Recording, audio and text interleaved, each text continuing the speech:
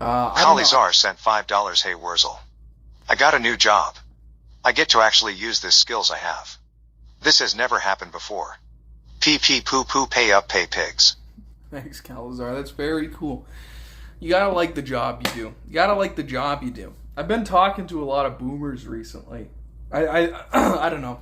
I've been like really jaded on like capitalism recently. And maybe I'm sounding like a commie here, but like it's just like sort of a very dirty rat race. I feel like I heard this story, and I'll tell it. It's not my story to tell, really, but I'll tell it anyway. There was apparently, I was talking to this one dude who's a tax accountant, right? He does, Sing at least one verse of your favorite fight song. Sent $15, you faggot. my favorite fight song.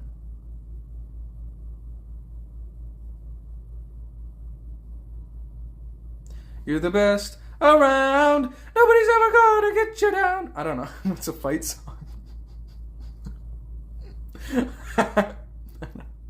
All right. So the tax accountant or whatever the fuck, right? He told me this story. He said that he had, when he first started working, like back in the 90s, there was this guy who came over and gave him an account, and he said.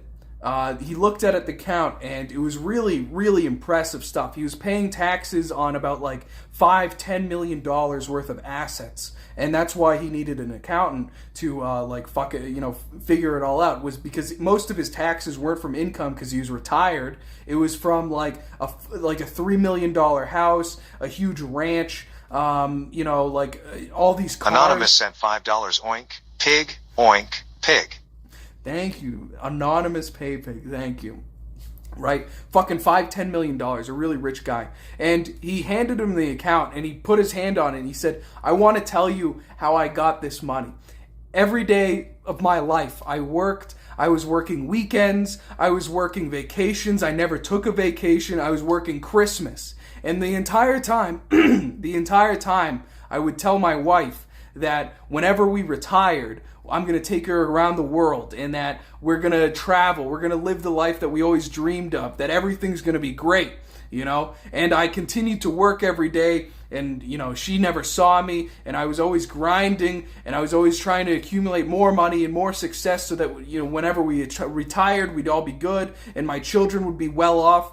And I Mayor sent $10. 5 o'clock. 5 o'clock. Thanks, 5 o'clock. Thanks for that. 5 o'clock. 5 o'clock. For the $10, 5 o'clock. good guy. And he says, and I got to tell you, I retired and I spent, you know, the first few months planning a vacation. But after 3 months in retirement, my wife had a stroke and became a vegetable. And now she is in a hospital for the rest of her life. And, I don't know, that shit like resonated with me, man, you know? Oh, and his kids hate him, you know? And I don't know, maybe it's like very boomer to talk about this shit. It's very boomer to, like, you know, it's very like, Harry Chapman, Cats in the Cradle type shit, you know? But like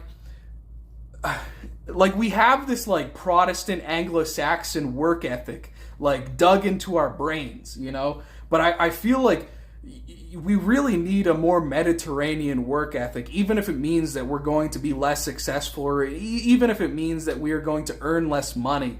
But like there's so much more important things in life than fucking, you know, like working, man. Like really, you aren't born and endowed with the holy and divine gift of sapience and of a soul and a spirit so that you can work, you know, every single day of your life to accrue money. You know, you need to enjoy yourself. You need to live a life, man.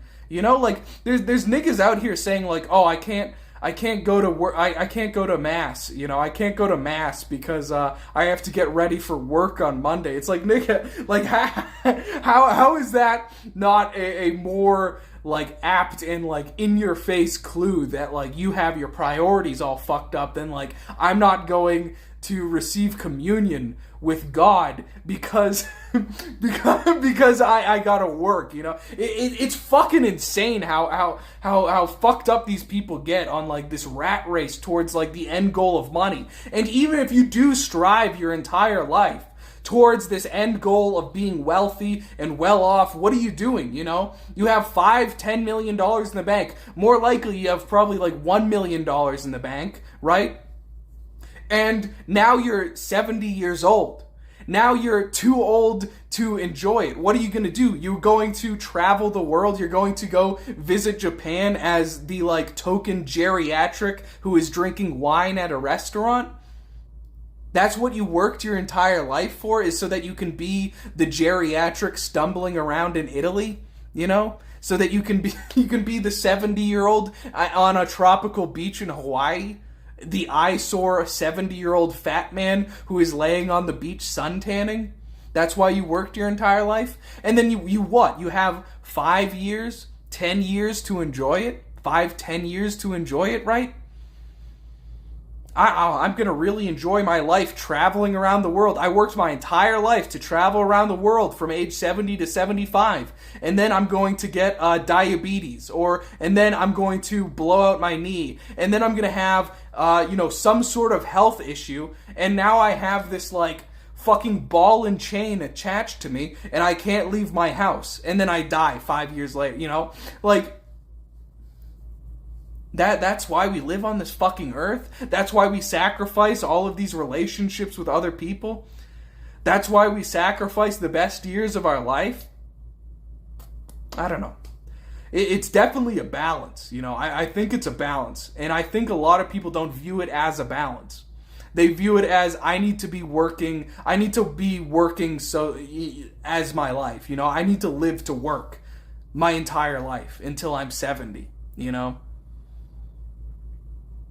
Like, neglecting your kids for work, that's fucking insane for me, you know? It's like, and most of these niggas, they aren't even, like, doing something that they care about, you know? Like, most of these niggas are like, oh, I'm an advertiser. I'm a marketing director for a paper, you know, I work at, Paper Incorporated, and we distribute paper to 98 countries in the world, and I'm the managing marketing director at that company, and that's why I've neglected my kids for their entire formative years. I missed my child's birthday because I was at the regional conference for paper producers. It's it's like, nigga, you don't even like what you're wasting your life doing. You're not even passionate about the shit you're wasting your life doing. And for what, man? For what? So that you can be a 70-year-old geriatric walking around on a beach and and then 5 years later have debilitating health conditions, which mean that you can't enjoy your retirement anymore, and then 5 years after that die a prolonged and expensive death, surrounded by people who really sort of just hate you because you've driven them away by never forming any sort of real relationship with your children and by neglecting your wife for your entire life. You know, like, wow, that sounds fucking epic. Wow, that sounds epic, dude. Oh, sign me college debt. Sign me up. I can't wait to go to college and get $200,000 of student loan debt so that I can, so that I can live that fucking fantasy paradise. Bro, man. Like, find something that works. Find something that fucking works for you, man. Find something that works and live your fucking life, you know? If you're making a decent enough amount of money, you know, like, you can be ambitious and you can strive for more and shit, but, like, if you're neglecting living your life, if you're neglecting having children and, like, experiencing God's goodness because you want more money, like, that's literally a mortal sin, dude. You know, it's a fucking mortal sin for a reason, guys, greed. It's a mortal sin for a reason!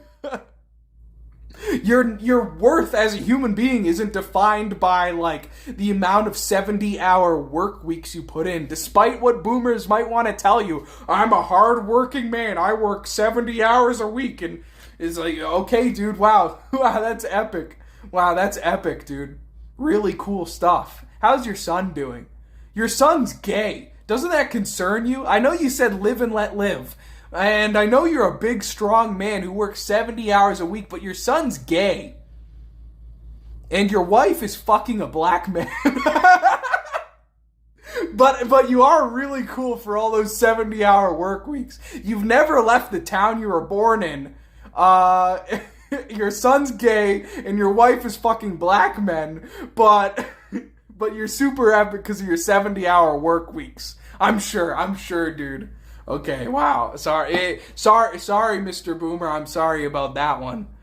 Sorry to ever question you, sir. You've had 3 divorces in your life. You've been divorced 3 times, but you work 70 hours a week. What a functioning fucking society we have, man. Gas is $2 a liter. Is that a Canadian I spotted? Whereas you're blackpilling me. It shouldn't be blackpilling, man. You know? But you should, like, people should understand that, like, and I'm not saying that this is a good life choice or anything, but you need to understand how free you are in the world. Like, really, like, so many people in society are out there, like, putting invisible chains on you. You know what I mean? Like, they're out there, like, shackling you with these invisible chains, which you really don't see, man.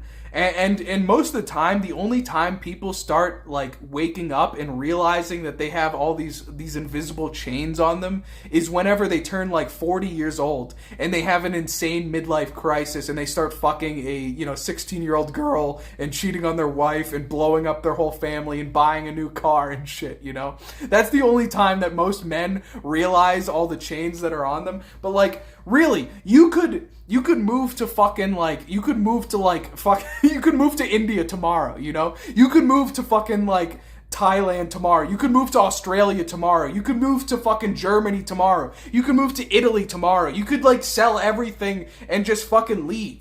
You know, you could buy a fucking RV and drive across the country for years and work odd jobs. You can do literally whatever you want. There's nothing shackling you except for, like, your perception and your belief that things are shackling you. You know what I mean?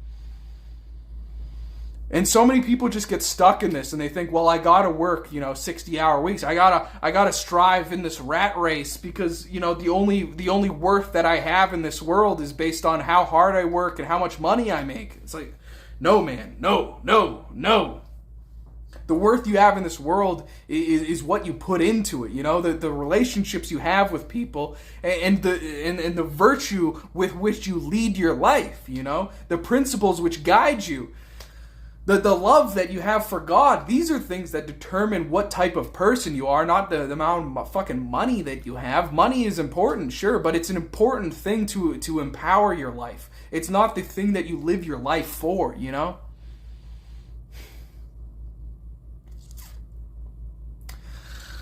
It's just so depressing. It's so depressing, man. But it shouldn't be. It shouldn't be. I'm trying not to blackpill here, but this is the society that we live in. And I feel like it only helps you by realizing that, like, the shackles are there because you believe that they're there. If you are unhappy, if you feel like you're stuck, if you feel like you're living a life that isn't fulfilling, you need to make changes. You can't just, like, justify it and be like, oh, well, this is how I have to live to make money. It's like, no, man, you can do whatever you want, really. You can do whatever you want. You can make it work. You can make it work. Oh, I'm in a bunch of debt. Fucking go bankrupt, man. Go bankrupt. Fuck it, man. YOLO. That's not advice. I don't know. I just don't want you guys to wake up when you're 40 and feel like you wasted your life. Feel like you wasted your youth, I'm not blackpilling. I'm real pilling. Hopefully. It's just me trying to tell you, this shit's important, man. How you live your life is important. You can say, like, oh, there's peace in the next life or whatever, but, like, if you're living your whole life dedicated to greed, you're serving mammon, you're not serving God. You are worshiping mammon, quite literally. You're not worshiping God. And honestly, if that's how you dedicate your life, you're not going to fucking find peace in the next world. You're going to find hellfire, my man. You're going to find, 6'8", you're going to find 10'8", Satan there with a barbed cock ready for gay rape. Gay rape incoming.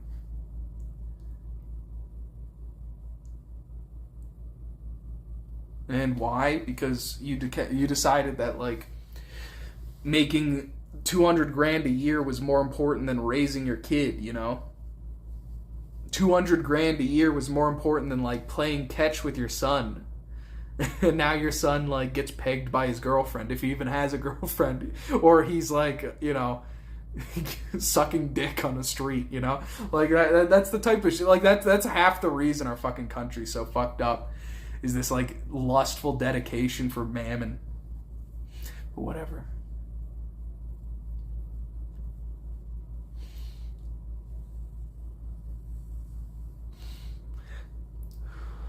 Alright, next topic. What time is it? Yeah, I think I have to wrap it up here soon. I gotta clean up. I have people coming over.